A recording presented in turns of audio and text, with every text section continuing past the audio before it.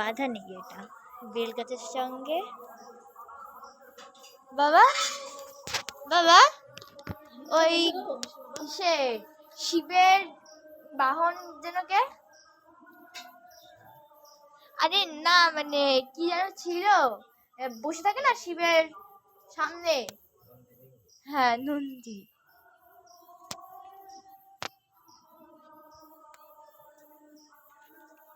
পুরো নন্দী লাগছে।